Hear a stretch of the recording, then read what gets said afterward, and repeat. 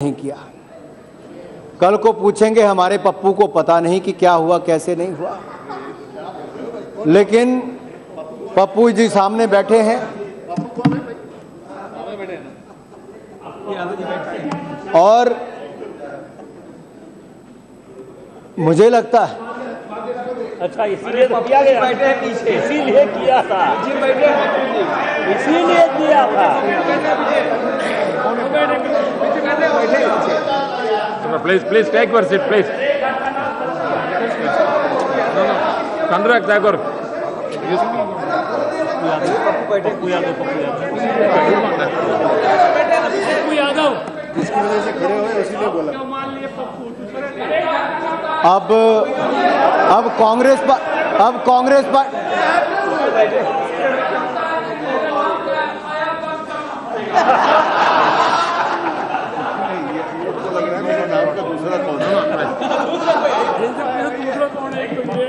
मुझे नहीं लगता। No, please, you continue. Contempt of Pappu है। अब कंटेम्प्ट ऑफ पप्पू भी होने लगा, पता नहीं आपने न जाने क्यों कांग्रेस पार्टी के नेता ने खड़े होकर पप्पू के बारे में पूछना शुरू कर दिया। मैंने तो केवल ये कहा कि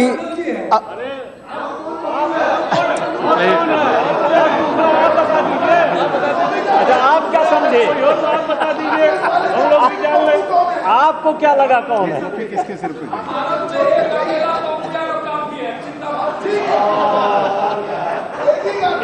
पप्पू किसी के पास भी हो काफी है, इससे भला किसका होता मैं इसमें नहीं जाना चाहता।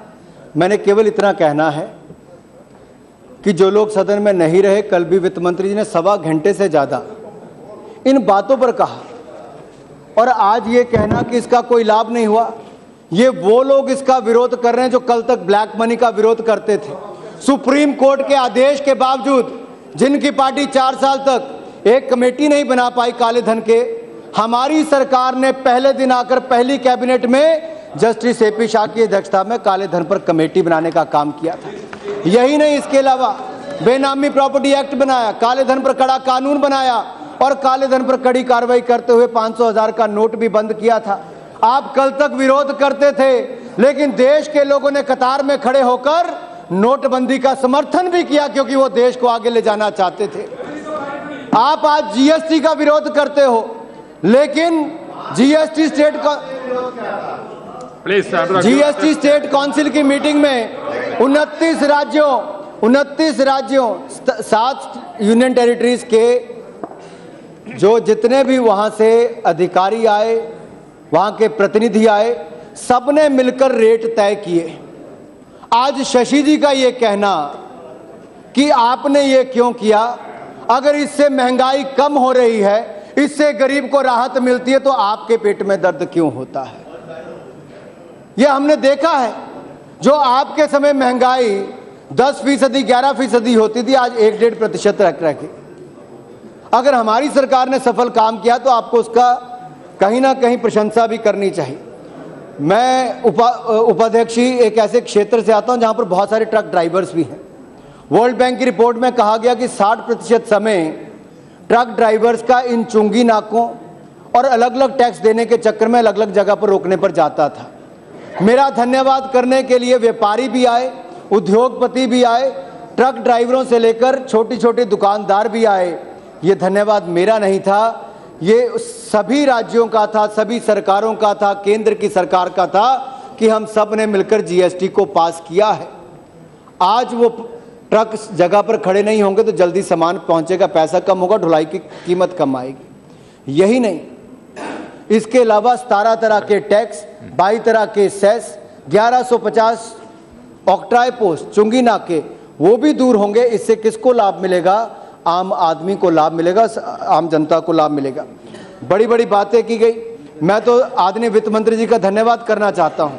कल निशिकांत जी ने भी कहा कि अटल जी ने छोटे राज्यों को, पहाड़ी राज्यों को, हिमाचल प्रदेश हो, उत्तराखंड, जम्मू कश्मीर और नॉर्थ ईस्ट के राज्य, इनको औद्योगिक पैकेज दिया था, यहाँ पर रोजगार मिले, माइग्रेशन कम हो, इंडस्ट्रियलाइजेशन हो। लेकिन कांग्रेस की सरकार आते ही उसको वापस ले लिया गया। लेकिन मैं आपका आभार प्रकट करता हूं कि जीएसटी के बावजूद आपने वो राहत इन राज्यों को दी है, उसके लिए मैं आपका बहुत बहुत आभार प्रकट करना चाहता हूं। इससे पहले बहुत सारे बातें करने का प्रयास किया गया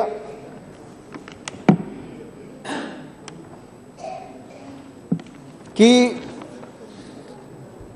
GST is higher than VAT, लेकिन अगर मुझे लगता है अगर आप उसके विस्तार में जाएं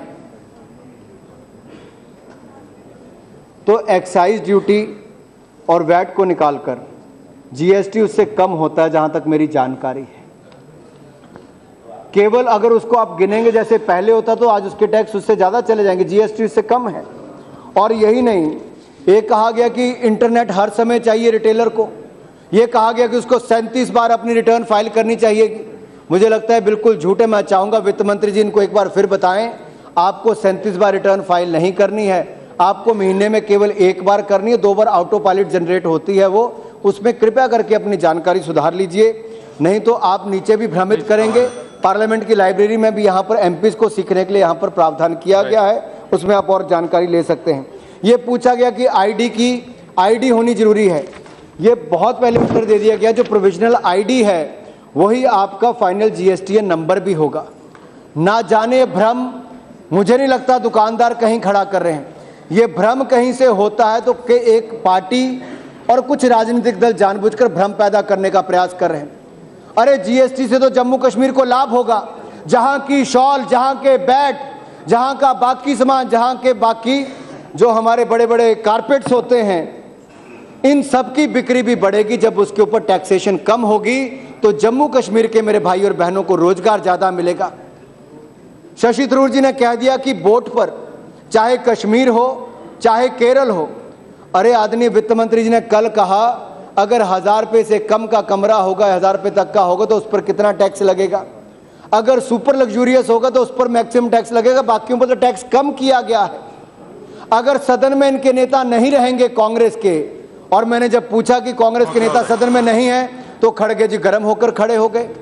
जानकारी तो तभी मिल पाएगी अगर ये लोगों तक सही जानकारी देंगे। तो मैं यही कहना चाहता हूं, आर्थिक रूप से एकीकरण करने के लिए जम्मू कश्मीर को एक बहुत बड़ा कदम है जब जम्मू कश्मीर के सभी नेताओं ने उठाया, मैं उसका स्वागत करता हूं। और ये लड़ाई जो उपभोक्ता और अलगाववादियों के बीच में है, इस लड़ाई में हमको तय करना है, आप अलगाववादियों के साथ हो कि उपभोक्ताओं के साथ हो, आप कश्मीर को उनका हक दिलाने में हो कि उसको दूर रखने में हो, आप कश्मीर को भारत का अभिन्न मानते हो कि नहीं मानते हो।